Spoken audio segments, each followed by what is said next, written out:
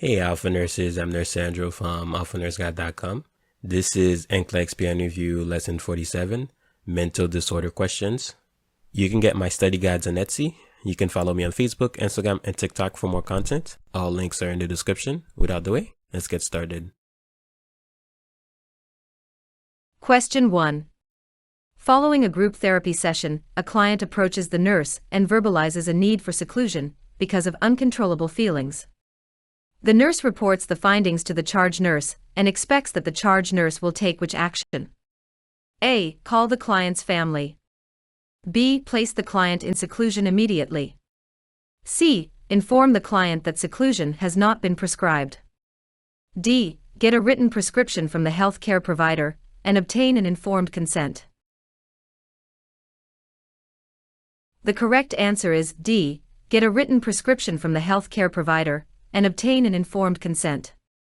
Rationale: a client may request to be secluded or restrained. Federal laws require the consent of the client, unless an emergency situation exists, in which an immediate risk to the client or others can be documented. The use of seclusion and restraint is permitted only on the written prescription of the healthcare provider, which must be reviewed and renewed every 24 hours, depending on state law requirements. It must also specify the type of restraint to be used. Question 2. The nurse is providing care to a client admitted to the hospital with a diagnosis of anxiety disorder. The nurse is talking with the client, and the client says, "I have a secret that I want to tell you. You won't tell anyone about it, will you?" Which is the appropriate nursing response? A. No, I won't tell anyone. B. I cannot promise to keep a secret. C. If you tell me the secret, I will tell it to your doctor. D. If you tell me the secret, I will need to document it in your record. The correct answer is B. I cannot promise to keep a secret. Rationale: the nurse should never promise to keep a secret. Secrets are appropriate in a social relationship but not in a therapeutic one. The nurse needs to be honest with the client and tell the client that a promise cannot be made to keep the secret. Question 3. A client with delirium becomes agitated and confused at night. The best initial intervention is which of the following? A. Move the client next to the nurse's station. B. Use a night light and turn off the television. C. Keep the television and a soft light on during the night. D. Play soft music during the night and maintain a well-lit room. The correct answer is B. Use a night light and turn off the television. Rationale: it is important to provide a consistent daily routine and a low-stimulation environment when the client is agitated and confused. Noise levels, including a radio and television, may add to the confusion and disorientation. Moving the client next to the nurse's station is not the initial intervention. Question 4. Which nursing interventions are appropriate for a hospitalized client with mania who is exhibiting manipulative behavior? Select all that apply. A. Communicate expected behaviors to the client. B. Enforce rules and inform the client that he or she will not be allowed to attend therapy groups.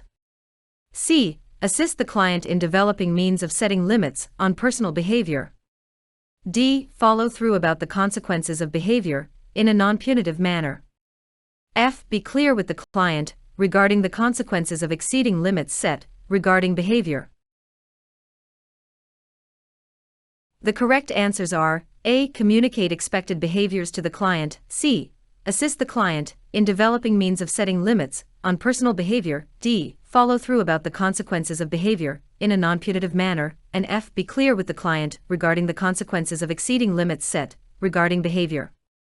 Rationale: interventions for dealing with the client exhibiting manipulative behavior include setting clear, consistent, and enforceable limits on manipulative behaviors, being clear with the client regarding the consequences of exceeding limits set, following through with the consequences in a non-punitive manner, and assisting the client in developing means of setting limits on personal behaviors.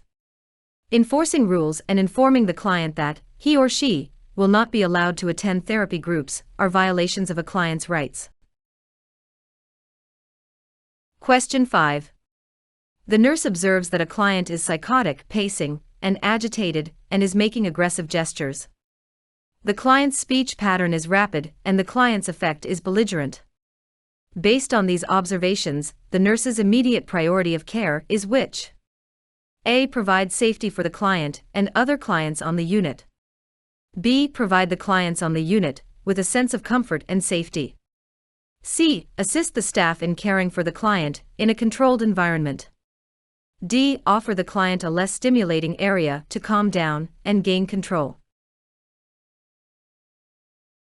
The correct answer is A. Provide safety for the client and other clients on the unit. Rationale: safety of the client and other clients is the priority. Option A is the only option that addresses the client and other clients' safety needs. Option D addresses the client's needs. Option B addresses other clients' needs. Option C is not client-centered. Question 6. The nurse is caring for a client diagnosed with catatonic stupor. The client is lying on the bed, with the body pulled into a fetal position. The appropriate nursing intervention is which? A. Ask direct questions to encourage talking. B. Leave the client alone and intermittently check on him. C. Sit beside the client in silence and verbalize occasional open-ended questions. D. Take the client into the day room with other clients so they can help watch him. The correct answer is C. Sit beside the client in silence and verbalize occasional open-ended questions. Rationale: clients with catatonic stupor may be immobile and mute and may require consistent, repeated approaches. The nurse facilitates communication with the client by sitting in silence, asking open-ended questions, and pausing to provide opportunities for the client to respond. The nurse would not leave the client alone. Option D relies on other clients to care for this one, which is an inappropriate expectation. Asking direct questions of this client is not therapeutic. Option C is the best action because it provides for client supervision and communication as appropriate. Question 7. A mother of a teenage client with an anxiety disorder is concerned about her daughter's progress on discharge. She states that her daughter stashes food, eats all the wrong things that make her hyperactive, and hangs out with the wrong crowd. In helping the mother prepare for her daughter's discharge, the nurse should suggest which? A. The mother should restrict the daughter's socializing time with her friends. B. The mother should restrict the amount of chocolate and caffeine products in the home. C. The mother should keep her daughter out of school until she can adjust to the school environment. D. The mother should consider taking time from work to help her daughter readjust to the home environment. The correct answer is B. The mother should restrict the amount of chocolate and caffeine products in the home. Rationale: clients with anxiety disorder should abstain from or limit their intake of caffeine, chocolate, and alcohol.